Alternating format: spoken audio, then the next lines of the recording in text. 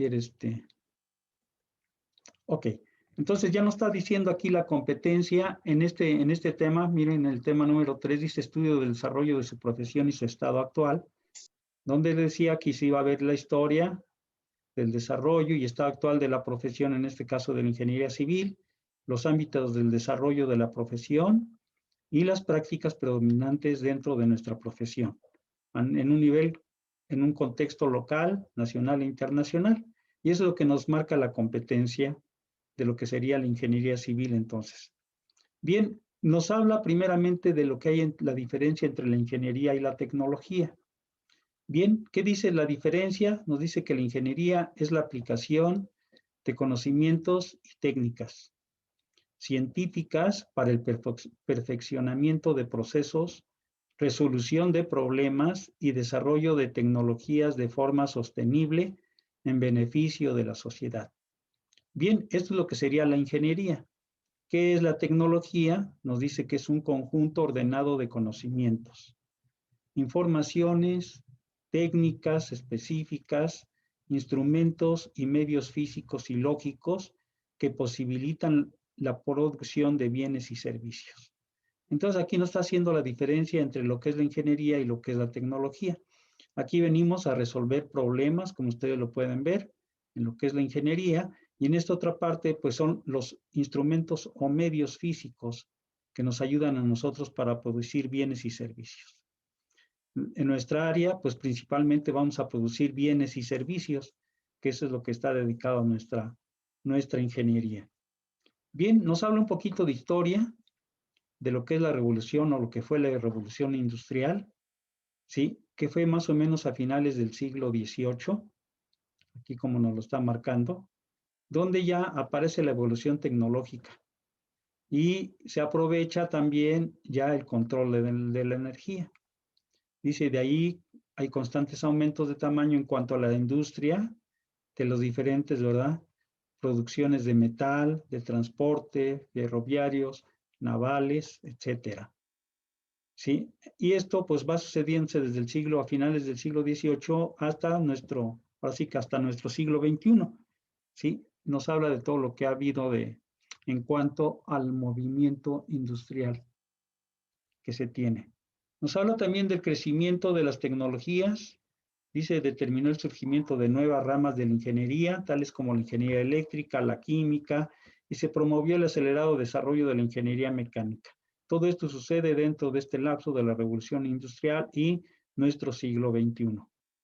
Bien, ¿qué otra cosa también tenemos? Pues nos habla un poquito acerca de lo que fue la Segunda Guerra Mundial, nos habla de ahora sí que los cambios y métodos que se utilizaron para la racionalización del trabajo dentro de esta fase de la Segunda Guerra Mundial.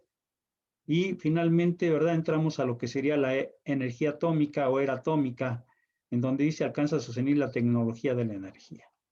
Bien, esto es lo que sucede durante la Segunda Guerra Mundial y post-guerra de la Segunda Guerra Mundial, donde ya la era atómica, pues realmente es la que viene dominando desde esa época hasta nuestro siglo actual.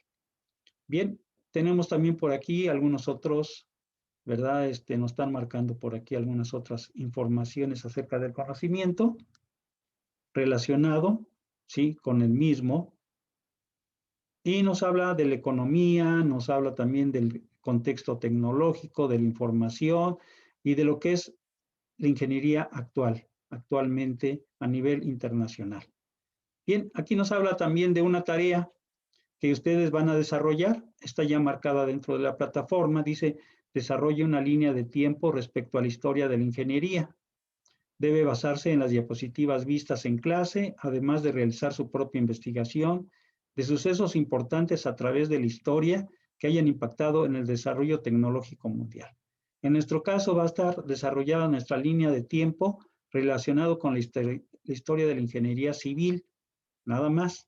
¿Sí? Posteriormente a esto viene ya hablando de otra ingeniería. Esto ya no lo vamos a ver nosotros. Nada más ustedes apéguense a estas dos primeras hojas, que es lo que estaría de manera general. A partir después de la tarea, esta otra parte, pues lo pueden leer si gustan, ¿verdad? Es algo de historia, de lo que es la ingeniería agrícola y termina con lo que sería ingeniería agrícola. Eso no lo vamos a ver nosotros, vamos a ver lo que corresponde exclusivamente a la ingeniería civil. Esto corresponde al tema número 3. Bien, les voy a presentar ahora, ¿sí? Rápidamente la historia de la ingeniería civil, ¿sí? Ustedes me van a ayudar, por favor, por ahí, para poder ir leyendo parte de esta historia que debemos de conocer. Bien, les voy a compartir entonces la historia correspondiente. Déjenme ver, está aquí. Bien, primeramente nos indican, ¿sí? ¿Qué es lo que hace un ingeniero civil? Bien, vamos a ver así muy rápidamente cuatro partes muy importantes dentro de lo que nosotros nos desarrollamos. Una parte desarrollamos la creatividad, desarrollamos el conocimiento, ¿sí? El análisis y la planeación. Son 4 de los puntos más importantes que nosotros, ¿sí? Vamos a trabajar dentro de la ingeniería civil. En cuanto a la creatividad, nos sirve para diseñar, organizar, realizar presupuestos y supervisión de nuevos proyectos de la ingeniería. En cuanto a los conocimientos, el ingeniero civil tendrá conocimientos referentes a metodologías de investigación y de proyectos, leyes de equilibrio, movimiento, estructura de la materia, comportamiento de los fluidos, transformación de la energía y fenómenos físicos. Esto es en cuanto a conocimientos. En cuanto a análisis, pues vamos a analizar información, ¿sí? Vamos a hacer análisis topográficos, geológicos, sísmicos, análisis de suelos, además de la aplicación de la probabilidad y los métodos estadísticos para prever el crecimiento de las poblaciones, la determinación de las velocidades del viento o de la calidad y cantidad de lo que es el agua. Entonces son parte, ¿verdad?, de lo que nosotros desarrollamos ya dentro de la profesión con diferentes materias. Y también la parte de la planeación, que es el uso más conveniente de los diferentes recursos naturales y humanos que se pueden obtener en varias áreas. Entonces, eso es de manera muy general, si nosotros, ¿verdad?, qué es lo que hacemos o qué es lo que nosotros abarcamos dentro de lo que sería la ingeniería. Son algunos puntos nada más. Lógicamente esto, si se empieza a desarrollar, pues se verán que hay muchísimas cosas malas que las que ve la ingeniería civil. Voy a hacer mención de lo que nos marca la historia de la ingeniería civil. Esto está tomado del Instituto Tecnológico de Oaxaca, de esta materia precisamente de fundamentos de investigación, que corresponden en este caso a nuestra tercera unidad, y esta es la persona que lo escribe. Bien, me pareció interesante varios de estos temas que se están tratando aquí, y yo quisiera que ustedes me ayudaran a leer, ya que no es un artículo muy extenso, pero sí es importante, ¿sí? Para que vayamos avanzando más rápido. No sé quién me puede ayudar de los que ya están aquí. A ver si ya está Cortés Hernández. Que me puedas ayudar, por Sí, favor, profe. con esta parte del primer párrafo sí, hasta aquí, hasta donde dice Egipto. O sea, 2 párrafos, por favor. La ingeniería ha sido un aspecto de la vida desde los inicios de la existencia humana. La ingeniería civil puede considerar que comenzó como tal entre 4000 y 2000 a.C. en el Antiguo Egipto y Mesopotamia, cuando los humanos empezaron a abandonar una existencia nómada, lo que provocó una necesidad de la construcción de la vivienda. Durante este tiempo, el transporte se hizo cada vez más importante, lo que condujo al desarrollo de la rueda y la vela. La construcción de las pirámides de Egipto cerca 2700 a 2500 a.C. se podría considerar los primeros casos de construcciones de gran estructura de Mesopotamia y Egipto. Entre 3000 y 600 antes de Cristo, se tienen noticias que existía una clase de individuos que tenía a su cargo la construcción de caminos, de canales, puentes, edificios, y que desarrollaban planificaciones urbanas y que estaban familiarizados con la aritmética básica y medían ángulos y el tiempo. El ejemplo más ilustrativo de todo esto son las pirámides de Egipto. Muy amable, muchas gracias. Le voy a pedir si ya llegó López Jairo. ¿Sí? ¿No ha llegado? Ok, a ver, entonces Sandoval Noriega, si me hace favor. ¿Te leer Sí. estos dos también, dos párrafos nada más? Sí, dice, a partir del año 600 antes de Cristo hasta el año 400 después de Cristo, aproximadamente las civilizaciones se centran en Grecia y luego en Roma. Algunas grandes construcciones históricas de la ingeniería civil incluyen el Partenón por Ictinocen, Ujú. la antigua Grecia, 447 hasta 438 antes de Cristo. La Vía Apia por ingenieros romanos, 312 antes de Cristo, y la Gran Muralla China por el general Meng Tian bajo las órdenes de Ch Ujú. en Tishi, emperador Wang, en 220 antes de Cristo. Si bien los griegos son sobre todo conocidos por su alto vuelo en el desarrollo del pensamiento humano, filosófico y científico, ellos también desarrollaron obras de alto nivel ingeniero y bellos diseños arquitectónicos. Ellos poseían redes de agua potable que requerían acueductos para traer el agua de las montañas. Desarrollaron diversos arcos para la construcción y conocían la manera de hacer buenos cimientos. Usaban la plomada y cuerdas para medir. Estos ingenieros, más que inventar cosas nuevas, desarrollaron metodologías para realizar las tareas en forma más eficiente y lograr mejor calidad en sus obras. Pero la más brillante contribución de todos los tiempos que hicieron los griegos a la ciencia y por ende a la ingeniería fue el descubrimiento de que la naturaleza se rige por leyes generales que pueden ser descritas en el lenguaje humano. Muy amable, muchas gracias. Sí. Sí, le voy a pedir a ver si ya está Díaz Vadillo, si me ayuda a leer también estos dos párrafos, por favor. ¿Cuál es, Inge? Perdón. Donde dice los mejores ingenieros, a partir de aquí. Los mejores ingenieros de la antigüedad fueron los romanos, por las necesidades impuestas por su gran y extenso imperios. Se vieron obligados a desarrollar y construir un vasto y eficiente sistema de comunicaciones. Los caminos romanos son un ejemplo de habilidad ingenieril. Sí. También los descendientes de Rómulo eran expertos constructores de Debe ser arqueductos acueductos, debe ser acueductos. y puentes. Sí. Si bien los ingenieros romanos no tuvieron mucha originalidad, ya que tomaron prestado de Grecia y Oriente, su habilidad y técnicas eran tan avanzadas que sus obras aún perduran e incluso algunas están de uso en nuestros días. En la Edad Media, entre los siglos V y XVI, el conocimiento científico e ingenieril en Europa estaba reducido a pequeños grupos dispersos, especialmente monjes de órdenes religiosas, y hubo un reflorecimiento de desarrollo tecnológico entre los árabes en el Oriente.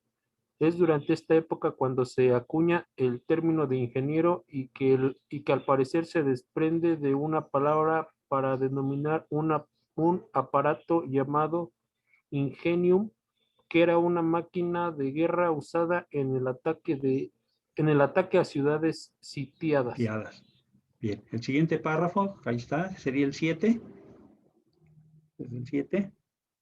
En la Edad Media, los avances científicos y tecnológicos se produjeron tardíamente. Se hicieron innovaciones importantes en la metalurgia del hierro. Los chinos desarrollaron un proceso para fabricar papel que los árabes mejoran al desarrollar eficientes molinos. Estos mismos árabes ya realizaban procesos para la refinación del azúcar, la, la fabricación del jabón, destilaban perfumes y trajeron del Oriente Extremo los métodos para producir pólvora. Por otra parte, la necesidad de ir a otros lugares lejanos por razones comerciales y políticas impulsó la ingeniería naval y el desarrollo de mejores compases. Muy bien. Ok. No sé si ya llegó el Scorza Licona. Sí, Inge. ¿Sí? Si me ayudas a leer el párrafo 8 y 9, por favor. Sí. Con el avance del cristianismo, por otro lado, el uso de los esclavos se fue haciendo cada vez más inaceptable como fuente primaria de energía. Esto llevó a la invención de los molinos de agua y viento o al uso de fuerza motriz animal. El descubrimiento de la imprenta de tipos movibles por Gutenberg en 1444 permitió, junto con la invención del papel, la rapidez de difusión de las ideas. En esta época aparece la primera división de la ingeniería en especialidades, el ingeniero militar y el ingeniero civil. El primero dedicado al desarrollo y construcción de sistemas de defensa para las ciudades y la fabricación de implementos de ataque. El ingeniero civil tenía por tema la solución de problemas relacionados con la ciudad, con la civis, el diseño de caminos, puentes, edificios, sistemas de alcantarillado y agua potable. Por eso lo del ingeniero civil.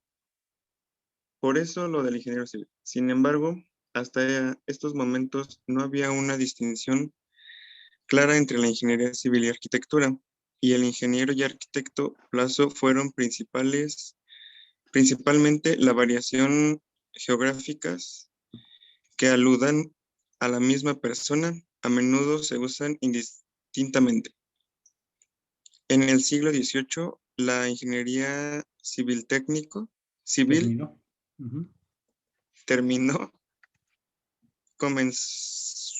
comenzó a usarse para distinguirla de la ingeniería militar. El primer ingeniero autoproclamó fue John Smeaton, que construyó el faro de Eddystone.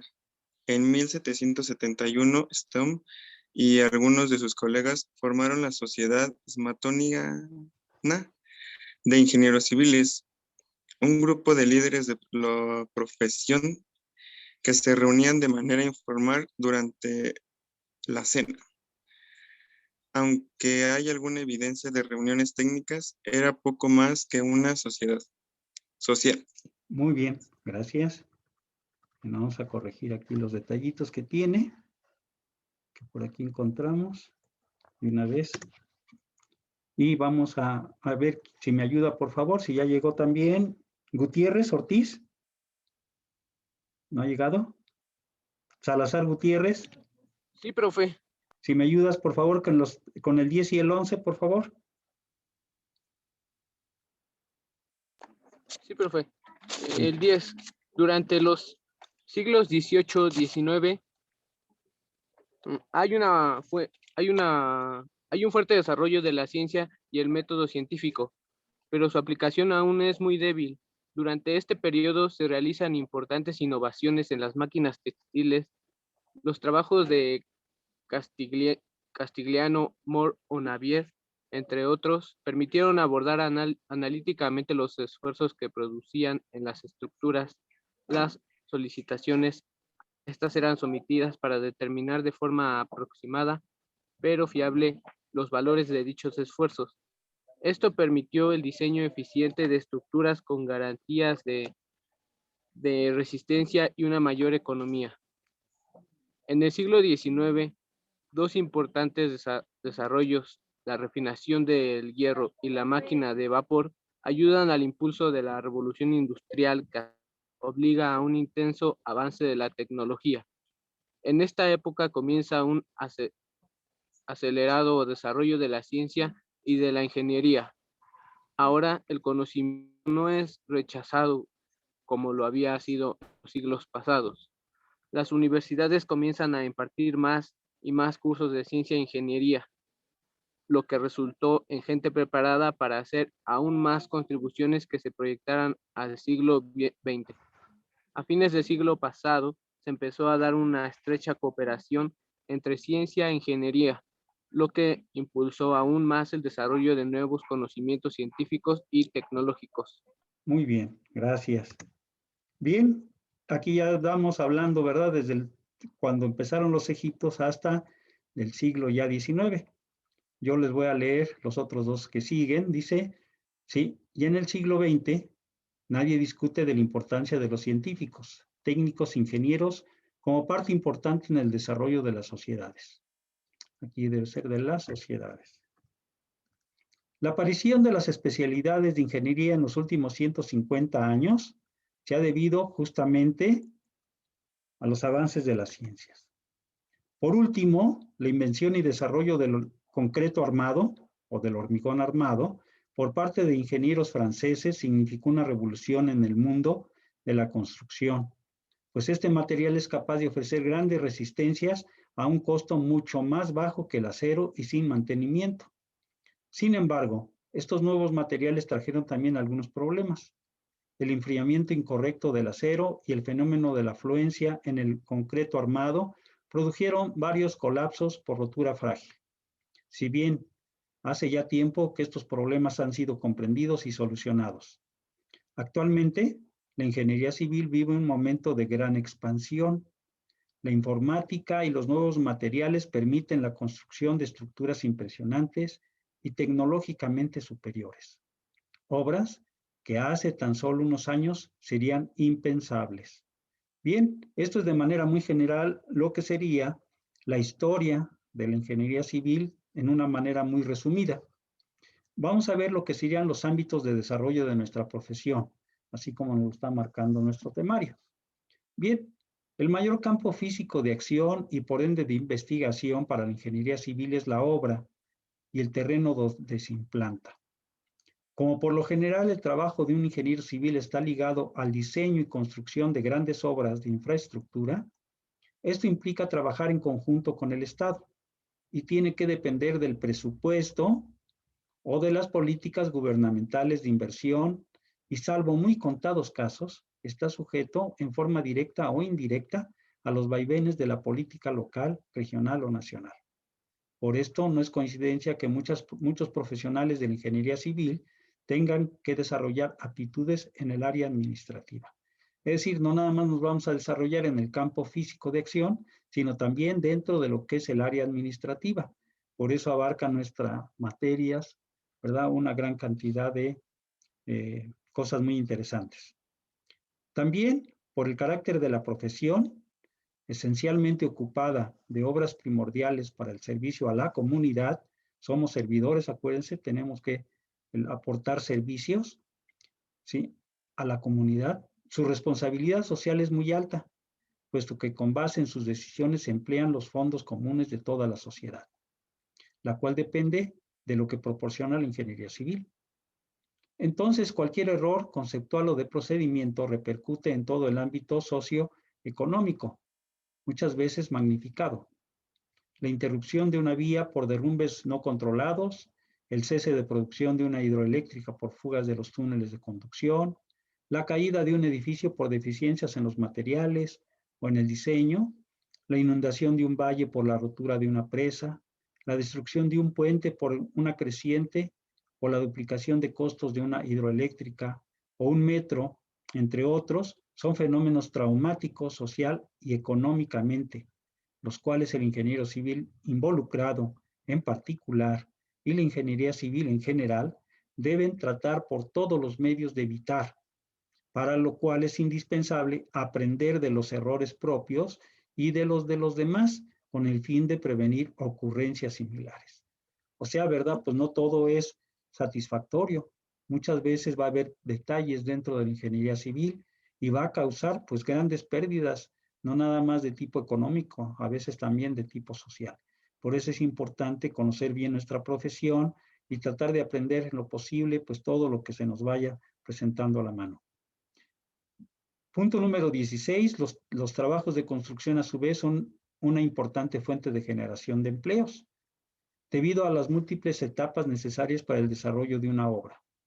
Además, el mejoramiento de las técnicas o el descubrimiento de nuevos procesos a bajo costo ayudan a satisfacer la demanda de viviendas de la población, a mejorar el aspecto de los sitios públicos, a mejorar las comunicaciones con la construcción de caminos y puentes y, por ende, el desplazamiento de ideas, de cultura, etc. E incrementar la infraestructura de la sociedad. De esta manera se puede decir que las obras de ingeniería civil en una sociedad se llegan a convertir no solo en un instrumento de evolución, sino en un indicador del nivel de desarrollo. Esta es la parte importante, ¿sí? Generalmente el nivel de desarrollo de un país va a estar basado en los trabajos que se realizan de construcción, ¿sí? De la generación de nuevas obras, de la generación de empleos. Realmente la ingeniería civil está muy apegada al nivel de desarrollo de un país, de una comunidad, de un municipio, etc. ¿Cuáles son las prácticas predominantes y emergentes de la profesión, en este caso de la ingeniería civil en el contexto internacional y local? Por tradición, el terreno de la construcción es la práctica predominante de la ingeniería civil y lo sigue siendo, aunque ha cambiado su enfoque principal. También se ha visto un incremento en los profesionales femeninos, que se ha incrementado mucho en los años recientes, siendo que antes no era de esta manera. Uno de los principales enfoques que ha tomado la ingeniería en los últimos tiempos es la concientización del impacto ambiental en las obras de ingeniería, tratando ahora de mantenerlos al mínimo e inclusive compensarlos. Entonces son dos nuevas cosas, ¿verdad?, que se nos presenta dentro de nuestro contexto de la ingeniería civil. Uno es el incremento, ¿sí?, de personal femenino dentro de nuestra profesión. Y la otra es también el enfoque que ya se le está dando a la ingeniería, tomando en cuenta el impacto ambiental de las obras que se realizan dentro de la ingeniería civil. ¿Qué otra cosa? Pues tenemos también lo que es la conciencia ecológica, que ha llevado también al desarrollo de nuevos procesos, técnicas o materiales que tengan un impacto menos nocivo hacia el medio ambiente, así como a la búsqueda de nuevas fuentes de energía, en colaboración con otras disciplinas. El problema de la escasez del agua ha dado pie a lo que se denomina ingeniería civil de búsqueda de agua, llevando a cabo la realización de grandes pozos subterráneos y desarrollo de sensores para la detección de agua mediante ondas parecidas a las ocasionadas por los terremotos. Además, la necesidad de abastecer agua potable ha potencializado la fabricación y desarrollo de grandes sistemas de distribución y almacenamiento. También se ha reprendido la cruzada inagotable y principal objetivo de la ingeniería, la conquista de la naturaleza, mediante la construcción de estructuras y trabajos antes impensables, como lo son algunos puentes o de manera muy representativa los trabajos de reconstrucción en Holanda, por ejemplo, que incluso le ha ganado terreno al mar. Y como siempre, se encuentra presente el imperativo de mejorar los materiales empleados o descubrir algunos complementos, unos completamente nuevos. Finalmente, ¿sí?, ¿cuál es la intervención de la ingeniería civil dentro de los sectores productivos y de servicios que son afines a nuestra profesión? En cuanto a este apartado, podríamos decir que todos lo son, puesto que todos estos sectores precisan de una infraestructura adecuada y de las vías de comunicación para su correcto funcionamiento. Es decir, estamos metidos dentro de todo lo que son los servicios productivos y de servicios, ¿sí? Nuestra profesión va a estar siempre presente allí. Aquí nos marca algo de bibliografía, como ustedes lo pueden ver. Este documento está en la plataforma, por si ustedes quieren, ¿sí?, utilizarlo para realizar su trabajo, lo pueden hacerlo a partir de esto. O, ¿verdad?, de su creación propia, como ustedes gusten.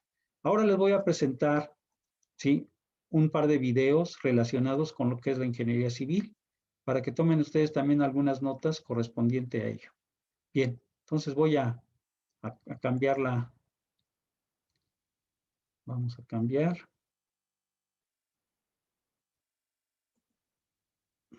Déjenme ver aquí, vamos a abrir. Primeramente lo que es el origen de la ingeniería. Déjenme, se los voy a compartir.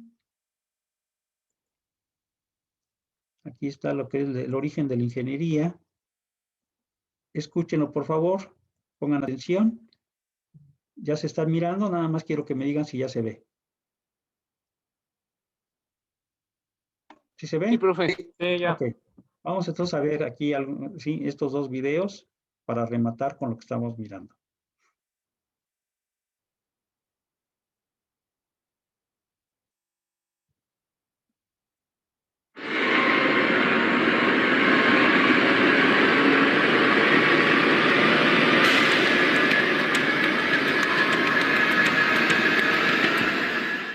Ingeniería egipcia. Los egipcios han realizado algunas de las obras más grandiosas de la ingeniería de todos los tiempos, como el muro de la ciudad de Memphis, fundada alrededor del 3050 a.C. por el primer faraón de Egipto, Menes.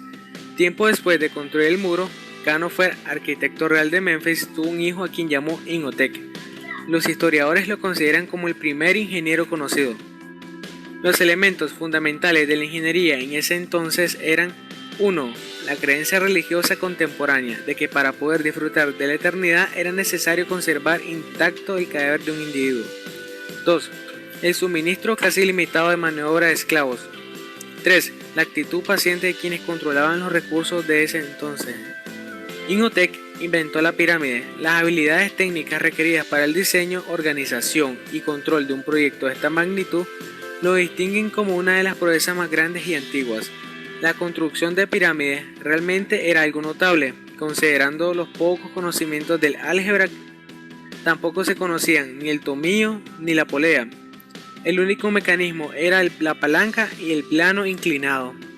Los egipcios se destacaron mucho en sus construcciones, por ejemplo, obeliscos, templos, pirámides, etc. En Egipto existen aproximadamente 10.000 pirámides, pero de todas las pirámides la del faraón Keops fue la mayor.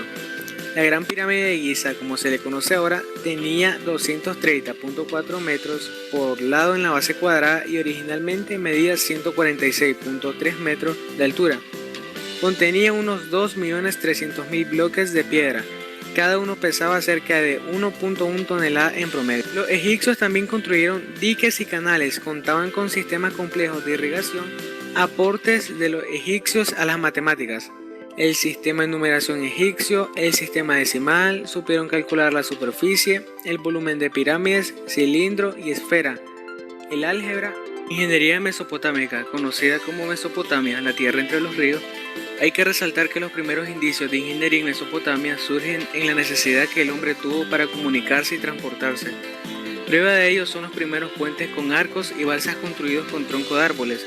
Al sur de Mesopotamia, en el inicio de la historia escrita, el antiguo y misterioso pueblo sumerio construyó canales, templos y ciudades amuralladas. La ingeniería subterránea, tal como la entendemos actualmente, tuvo sus comienzos en Babilonia hacia el 2180 a.C., con la construcción de un túnel bajo el río Éufrates. Los sistemas de construcción se desarrollaron ampliamente en Mesopotamia.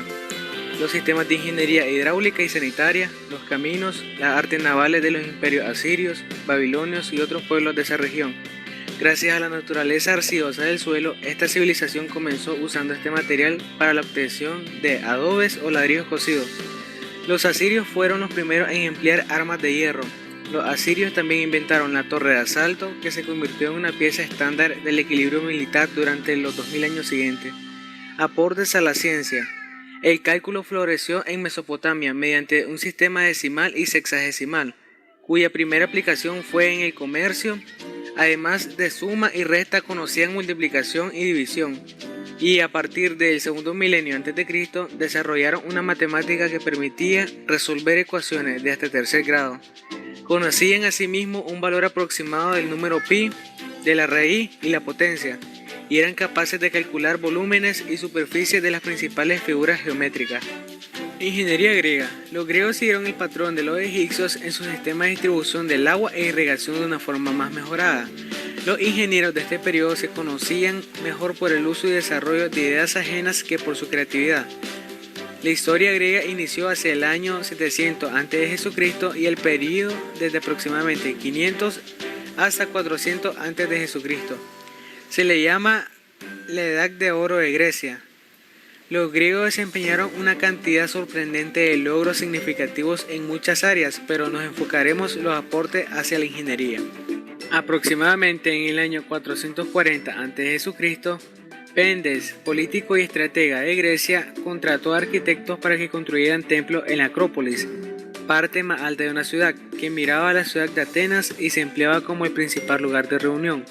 Un gran aporte para la ingeniería fue el refuerzo con hierro forjado en las vigas de mármol del cielo raso del edificio. Este se constituyó como el primer uso conocido del metal como componente en el diseño de un edificio. Quienes dirigieron la construcción de esas antiguas estructuras no tenían un título que se pudiera traducir como ingeniero.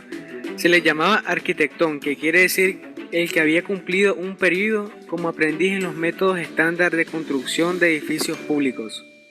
La mayor aportación de los griegos a la ingeniería fue el descubrimiento de la misma ciencia. Es interesante notar que la topografía, como la desarrollaron los griegos y luego los romanos, se considera como la primera ciencia aplicada en la ingeniería.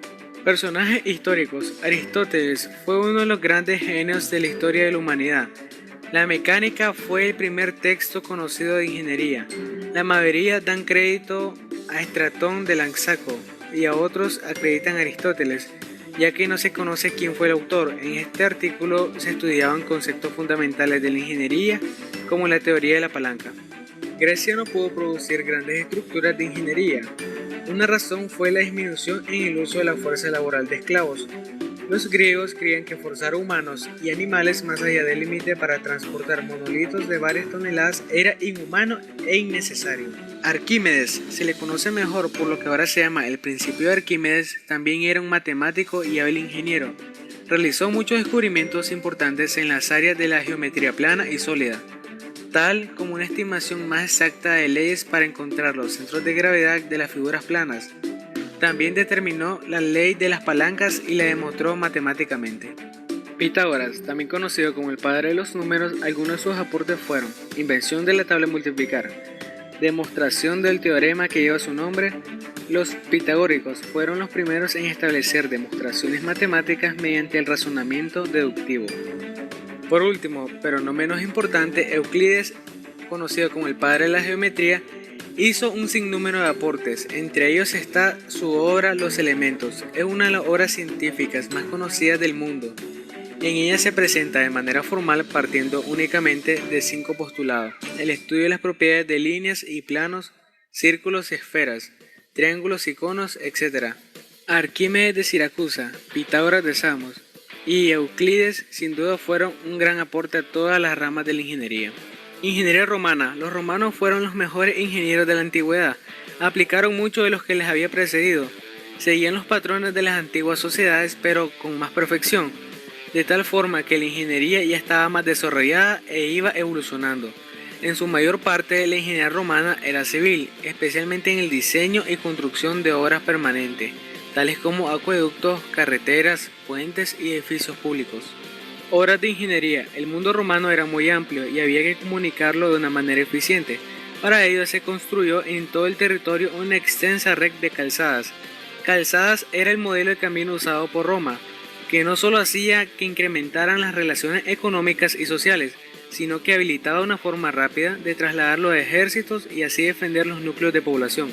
Una impresionante red de vía unía todo el territorio romano. Esta partía radialmente de la misma Roma. De aquí el dicho: todos los caminos conducen a Roma.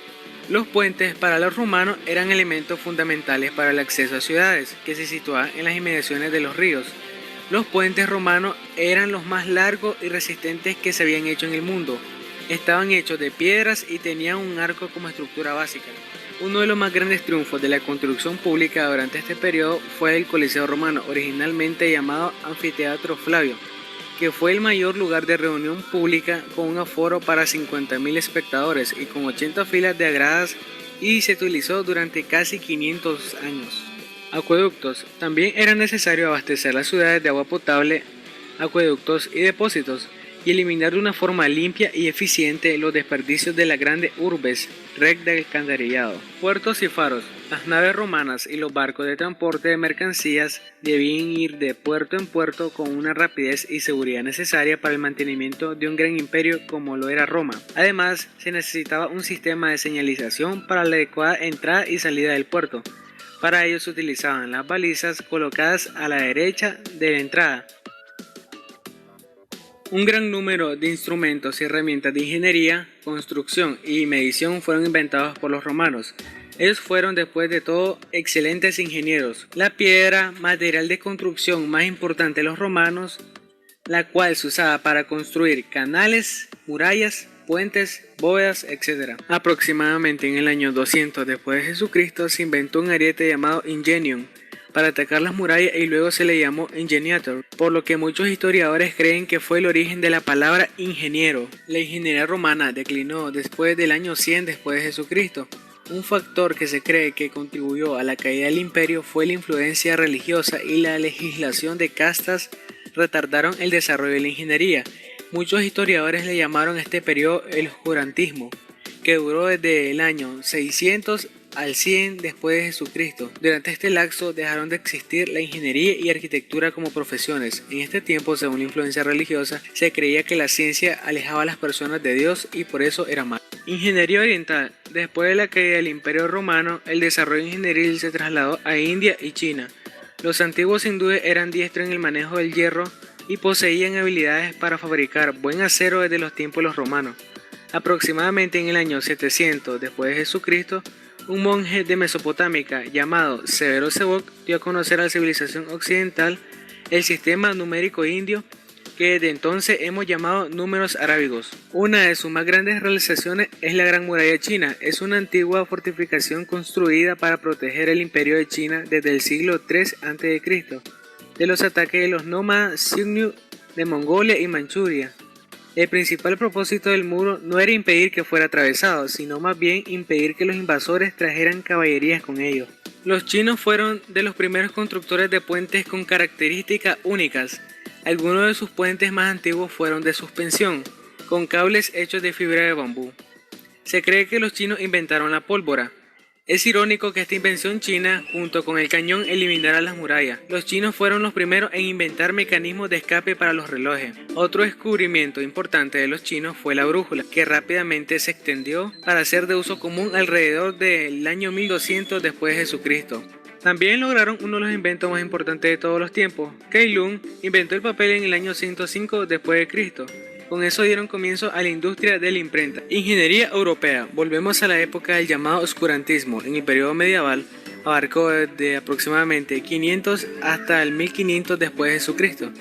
Durante este periodo no existían las profesiones de ingeniero o arquitecto, de manera que esas actividades quedaron en manos de los artesanos tales como los albañiles maestros. La mayoría de las personas debía tener el mismo oficio de sus padres. Sin embargo, en la década de 1500 ocurrió una serie de descubrimientos científicos importantes en la ingeniería y matemáticas. El Renacimiento, que literalmente significa volver a nacer, comenzó en Italia durante el siglo XV. Uno de los límites obvios del desarrollo de la ingeniería ha sido la facilidad con que se podían comunicar y comparar los pensamientos. Durante el Renacimiento, los ingenieros nuevamente fueron miembros de una profesión respetada. La invención de los anteojos en el año 1286 y el incremento considerable en las obras impresas en Europa en el siglo XV fueron dos acontecimientos trascendentales en la expansión del pensamiento ingenieril. Un gran genio de ese tiempo fue Galileo Galilei, quien a la edad de 25 años fue nombrado profesor de matemáticas en la Universidad de Pisa. Estudió mecánica, descubrió la ley fundamental de la caída de los cuerpos y estudió el comportamiento del movimiento armónico del péndulo. Uno de los descubrimientos más importantes en la historia de la ingeniería mecánica lo realizó Simon Stevin en Holanda, a fines de la década del siglo XV, mediante el triángulo de fuerzas.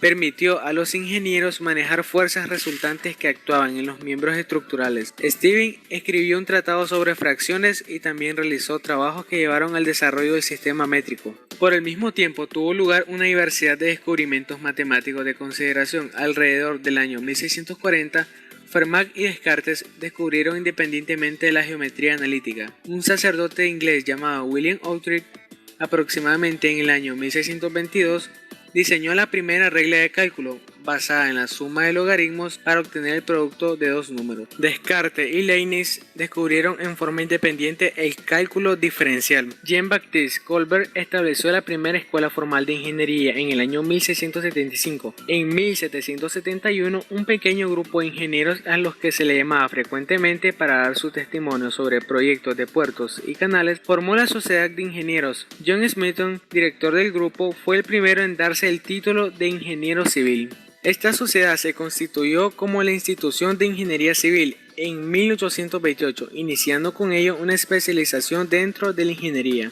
Leonardo da Vinci fue uno de los grandes genios de todos los tiempos, anticipó muchos adelantos del futuro, por nombrar algunos: la máquina de vapor, la ametralladora, cámara oscura, el submarino y el helicóptero, pero es probable que tuvieran poca influencia en el pensamiento de la ingeniería de su tiempo.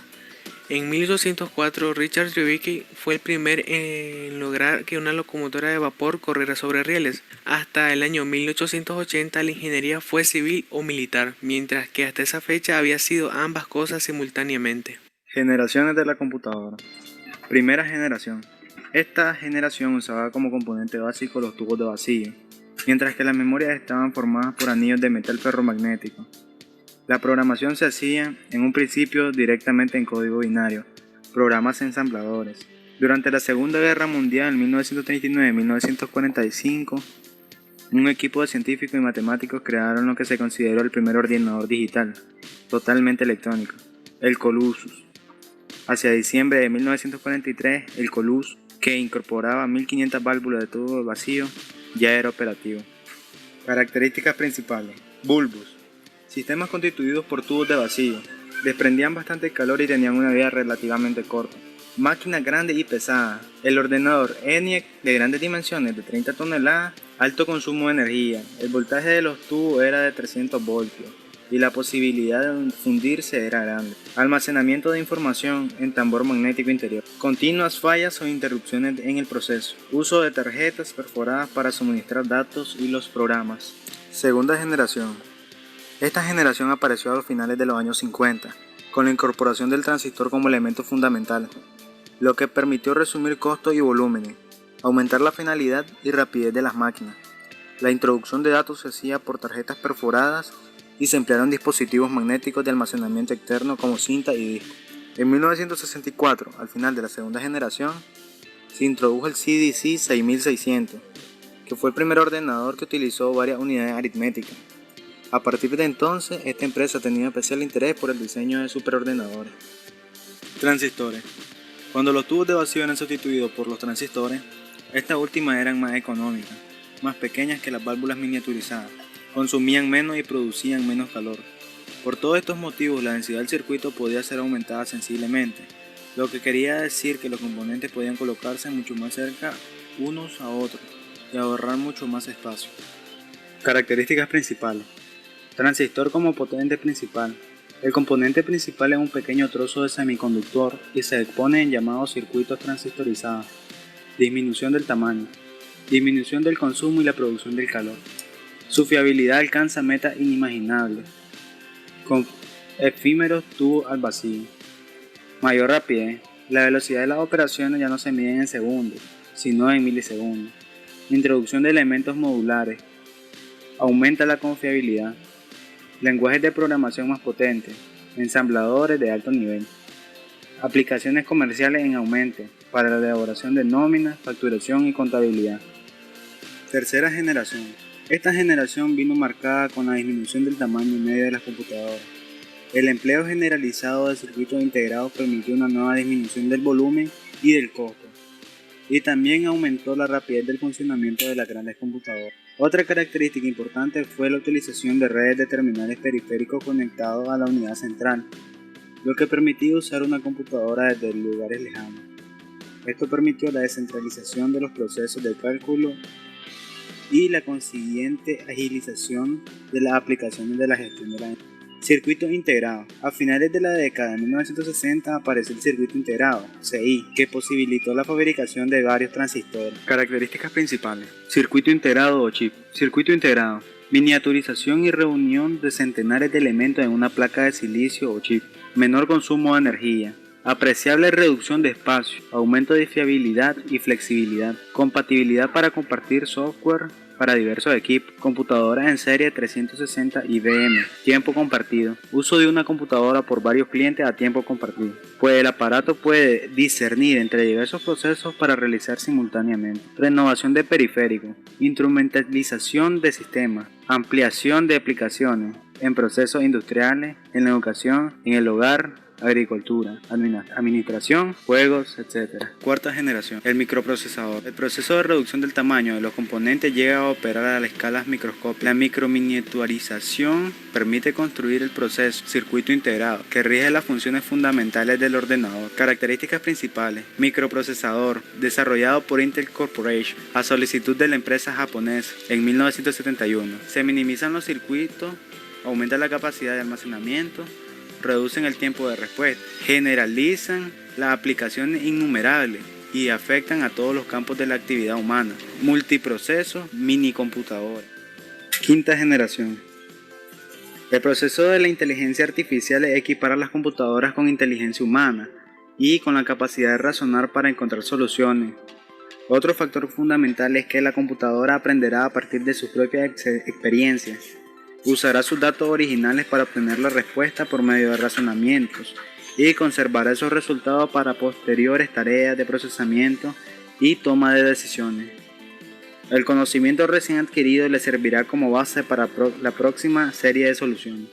Características principales: mayor velocidad y mayor miniaturización de los elementos, aumentar la capacidad de memoria, multiprocesador, procesadores interconectados, lenguaje natural y lenguaje de programación, protocolo LISP, máquinas activadas por la voz que se pueden responder a palabras habladas en diversas lenguas y dialectos, capacidad de traducción entre lenguajes que permitirá la traducción instantánea de lenguajes hablados y escritos, elaboración inteligente del saber y el número de tratamiento de datos, características de procesos similares a la secuencia de procesamiento humano. Sexta generación, nuestros días. Características. Se caracteriza por la evolución de las comunicaciones a la par de la tecnología. La miniaturización de componentes en las máquinas y su reducción de costos conllevan al sistema de alta capacidad. Las supercomputadoras de la generación anterior se ven superadas por las nuevas estaciones de trabajo. El uso de redes se hace común, con grandes velocidades, y la integración de servicios de video de calidad y voz, y otros datos multimedia en tiempo real. Con la expansión de las redes surge el procesamiento en paralelo a niveles masivos, en la cual una cantidad infinita de computadoras cooperan realizando una tarea. Computación distribuida y clúster o agrupaciones de computadoras. Internet invade el mundo doméstico generando nuevas alternativas en todas las actividades humanas, generaciones y clasificaciones. Importancia del trabajo en equipo. Trabajar en equipo es una dinámica que se practica ya sea en un aula de clase, en la oficina u otro sitio donde exista un sinnúmero de personas que se relacionen para un mismo hecho. En un equipo es muy común compartir ideas, aportes, soluciones, capacidades, inteligencias y destrezas al servicio de una tarea o actividad. De este modo, por el mismo hecho de compartir una actividad de la que resulte de una manera más rápida y eficaz.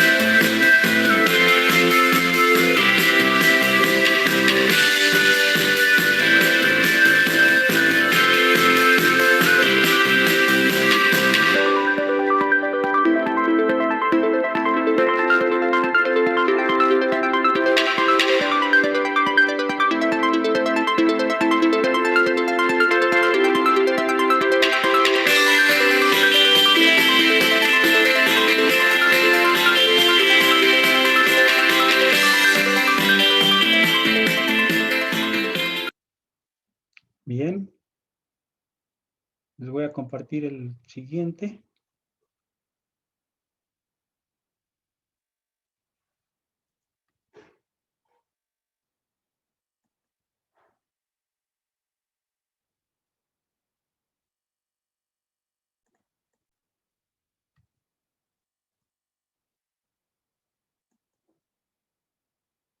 Este está más pequeño, más rápido.